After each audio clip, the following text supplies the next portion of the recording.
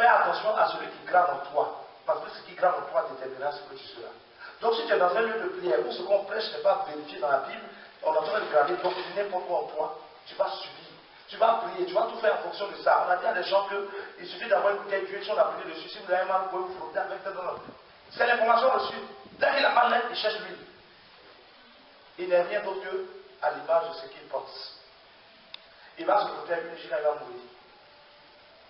Or, la bonne information c'est quoi? Si vous êtes malade, priez, demandez au Seigneur de vous guérir. Auquel cas, Dieu permet aussi qu'on se soigne par la médecine, ce n'est pas un péché. Mais si on t'a donné un seul côté, on t'a dit c'est son nom à la prière. Tu as prié quand ça ne va pas, tu vas mourir. Alléluia. La mauvaise information tue. Plein de gens aujourd'hui cherchent Dieu dans des lieux où les informations qu'on leur donne sont des informations non vérifiées. Donc ce qu'on garde en eux n'est pas vérifié, n'est pas certifié. Ce qu'ils vivent n'est pas certifié. Est-ce que vous comprenez? Il y a des femmes à qui on a dit, et on a donné l'information, Dieu me révèle que lui là c'est ton mari. Elle ne l'aime pas, mais on lui a dit, c'est ton mari. Elle va déposer non. Parce qu'elle a reçu l'information que quand un homme de Dieu parle, ce qu'il dit là, on ne peut pas discuter, c'est faux, mauvaise information. Si un homme de Dieu parle, on ne discute pas quand c'est vérité. C'est ce qu'elle a dit. C'est pas parce que c'est un homme de Dieu qui va se tromper. Donc quand l'information est mauvaise, elle suit bêtement. Mais tu t'en vas et dis d'aller là, tu t'en vas là. C'est pas l'homme de Dieu qui a couché le gars, hein? Ou bien c'est pas l'homme de Dieu qui va insulter si ça ment.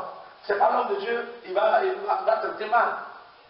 Vous comprenez? Donc tu écoutes la bouche d'un homme de Dieu, puis tu te mets dedans. Maintenant tu souffres après. Tu dis Seigneur, ouais, quel Seigneur qui t'a dit d'aller là? La mauvaise information défonce toute une vie. Donc le lieu où nous prions, le lieu où nous sommes enseignés détermine ce que nous vivons. Est-ce que vous comprenez? Et donc au jour d'aujourd'hui, pour pouvoir mieux détruire le monde, le diable a levé ce qu'on appelle des écoles théologiques. Sur 100 écoles théologiques, il y a peut-être 2 qui sont de Dieu. 2, peut-être 2. Sur 100. Pourquoi?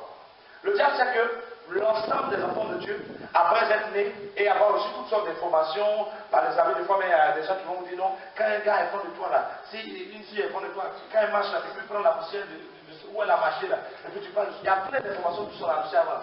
Des fois même, il y a un truc même, on dit, quand le pied gauche tape comme ça, c'est que il y a plein de mauvaises informations qui ont mis en nous. Donc le jour où on t'a dit, pourquoi tu dis parce que tu as eu une mauvaise information. Oui, tu avais dit, quand tu demandes, ça l'argent arrive de mauvaises informations. Et vous voyez même des vieux qui sont en train parmi mes témoins, l'argent arrive. Parce que l'homme n'est rien que l'information reçue. Tu peux être vieux comme comment, si on a gravé une mauvaise information, tu la retransmets. On n'est rien. Quel que soit l'âge, tu n'es que l'ensemble des informations. Voilà pourquoi quand la Bible dit de respecter les hommes âgés, c'est parce qu'ils ont plus d'informations que nous. Mais dans les âgés, là, il y a des fous, il y a des bêtes aussi dedans. Oui, il y a des gens âgés qui sont plus bêtes que des gens de 20 ans.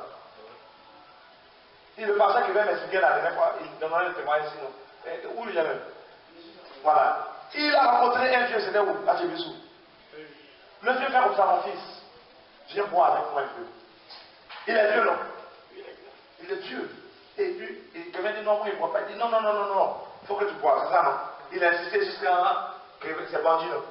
Quelqu'un a pris un verre. Quand quelqu'un a pris un verre, il dit un homme ne boit pas un sans trois. Quand un homme boit, et quelle est la phrase? La phrase c'était il dit un homme mange 3 fois. Un homme mange 3 fois. 3 fois. D'abord, c'est là qu'on dit c'est un homme. Donc il faut que tu boives 3 fois. Voilà. Et ça, c'est qu'il est en train de dire là. C'est ce que lui-même on lui a dit avant. C'est-à-dire, la mauvaise information court. Chacun transmet. Comme ça. Donc ils avaient dit, ma soeur, si tu es vrai parce que tu n'as pas connu ton homme là, tu peux tomber malade, hein. Parce qu'on lui a dit aussi. Oui, c'est vrai. Il y en a. Et puis à partir de ce jour-là, sa tête maintenant, elle a dit, mais ça là, comment je vais faire? Jusqu'à là, je ne vais pas faire. Qu'est-ce qu'il a pensé à ça? La mauvaise information. Toutes vos erreurs, tous vos échecs viendront du type d'information gravée en vous. Toutes vos victoires viendront du type d'information gravée en vous. Alléluia. Gloire à Dieu. Non, on est bon. Du type d'information reçue. Quel que soit votre âge, vieux ou jeune, ce sera déterminé ce que vous vivez à ce que vous avez reçu comme information.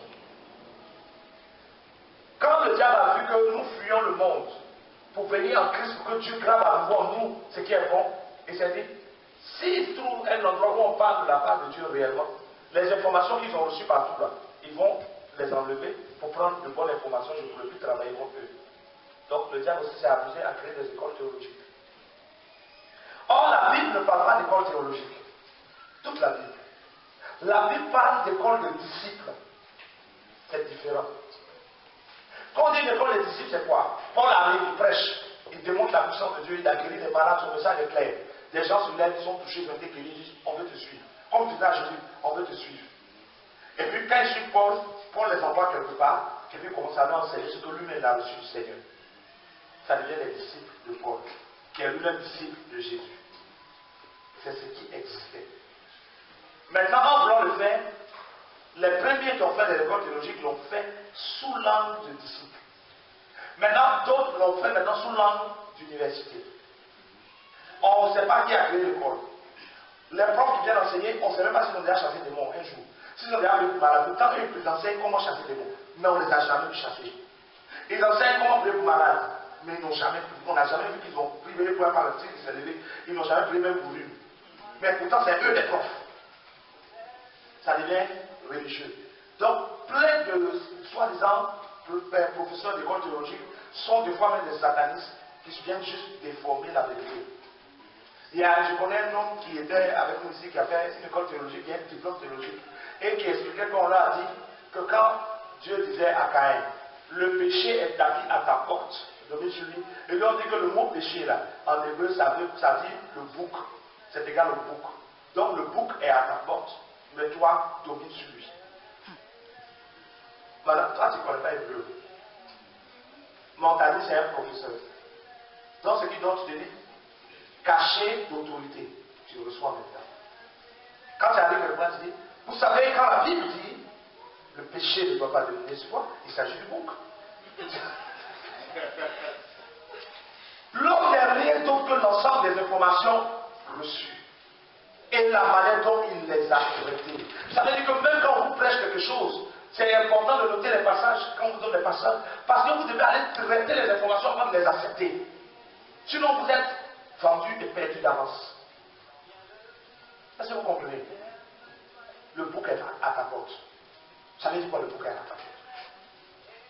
Et donc ils arrivent, ils se jouent les gens qui connaissent l'hébreu, qui connaissent le grec, et tout ce qu'ils disent, eux ils disent on est venu apprendre, on cherche du diplôme. Donc tout ce qu'ils disent, ils notent, ils ont tout pris.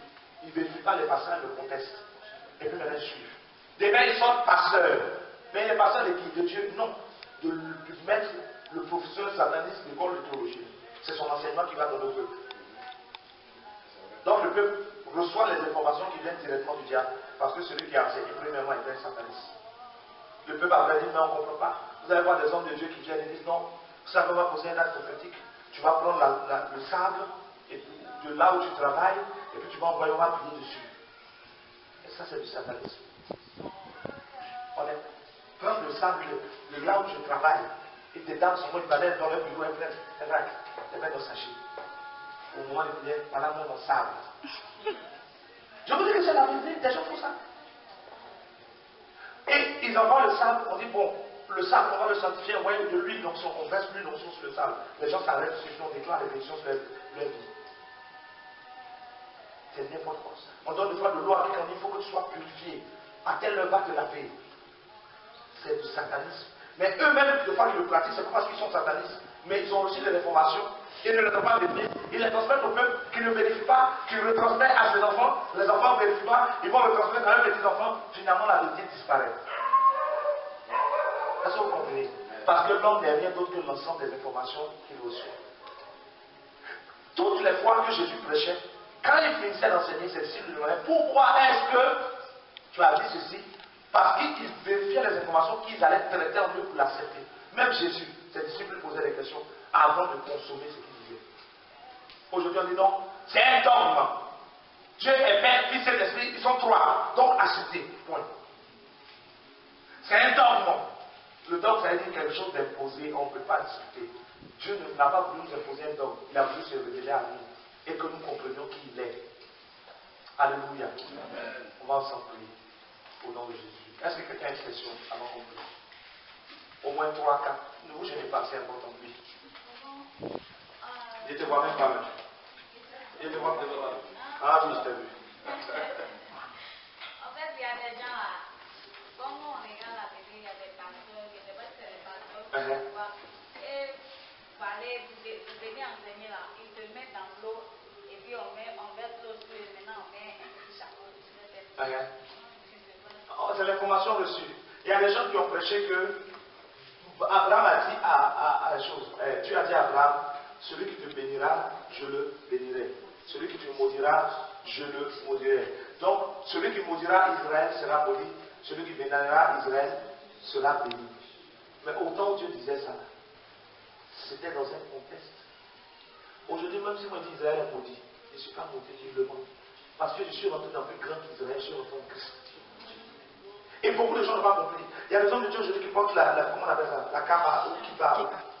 La kippa ou quelque chose. Et ils ont des drapeaux d'Israël dans le temple. Je ne comprends pas. Israël a renié Jésus. Ils l'ont crucifié, ils ont nié sa mort et sa résurrection. Et vous êtes encore sous le fardeau de honorer Israël plutôt qu'honorer Christ qui a été renié. Et beaucoup d'hommes de Dieu ne savent même pas que Israël physique a un nom différent de l'Israël spirituel. L'Israël spirituel, c'est l'Église, c'est-à-dire le corps de Christ. C'est le peuple de Dieu spirituel. Tous ceux qui ont cru et qui ont été baptisés sont membres du corps de Christ. La Nouvelle Jérusalem, c'est l'ensemble de tous ceux qui sont rachetés. Maintenant, l'Israël physique est là, il porte un autre nom dans le spirituel. Regardons Apocalypse. Regardez le vrai nom d'Israël devant Dieu. Apocalypse 16.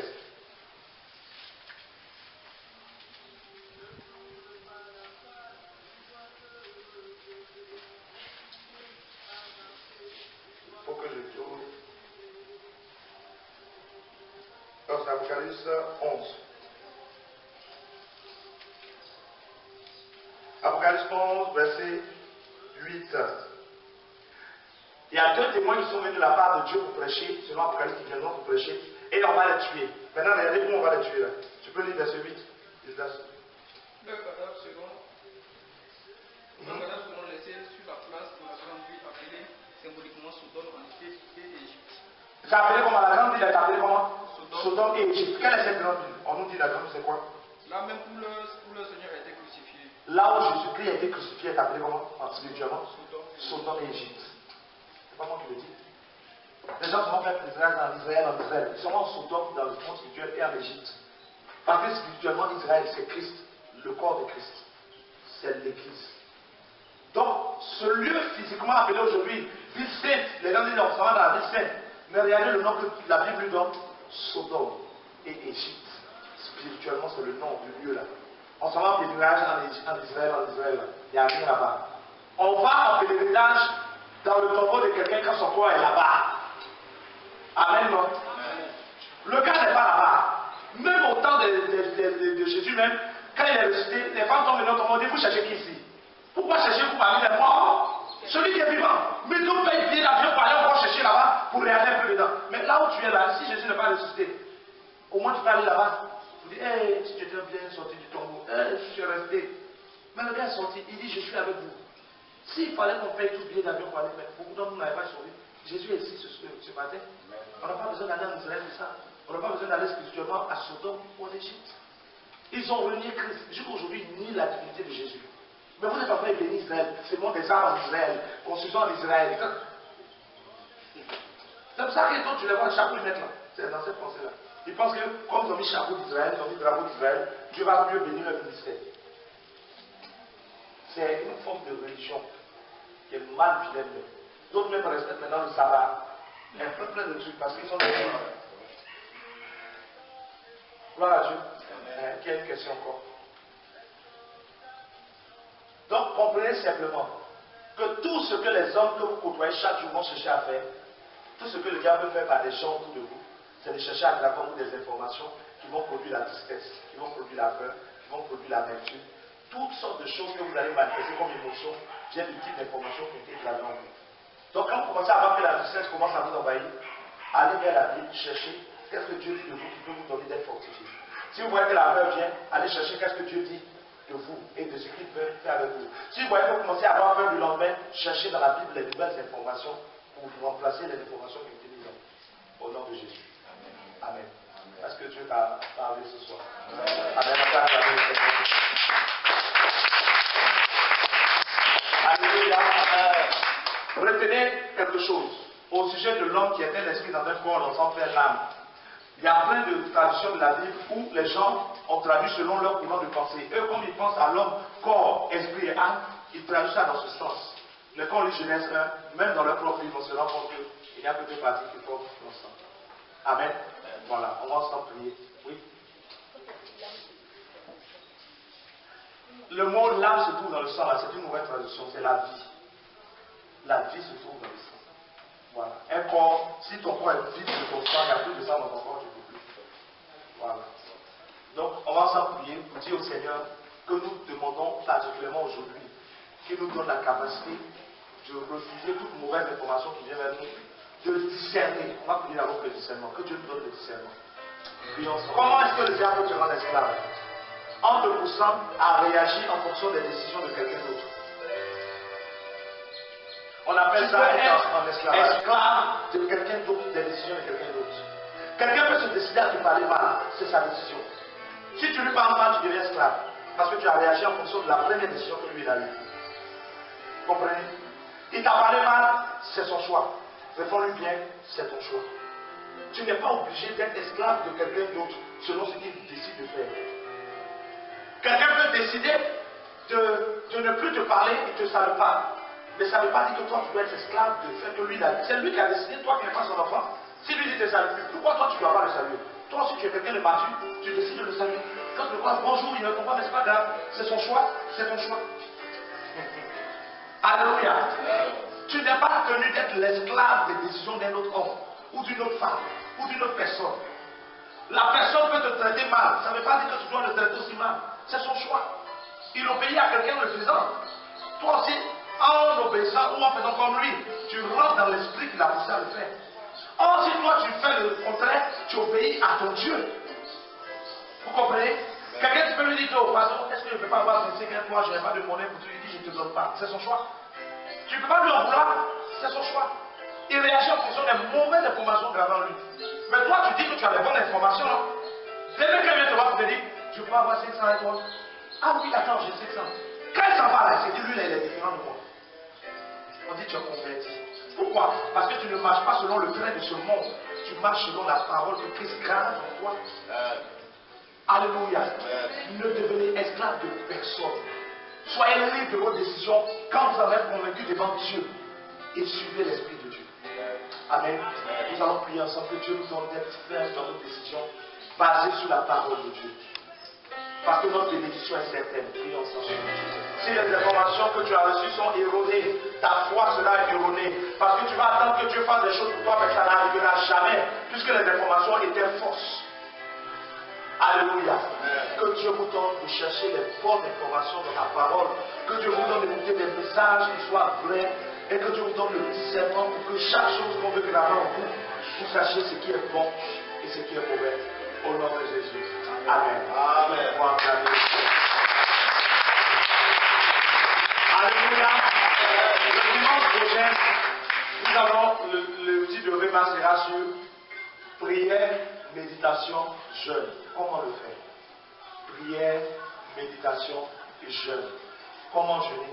Pourquoi jeûner? À quel moment jeûner? À quel moment prier? Comment prier? Pourquoi prier? À quel moment méditer? Comment méditer? Pourquoi méditer? Tout ça.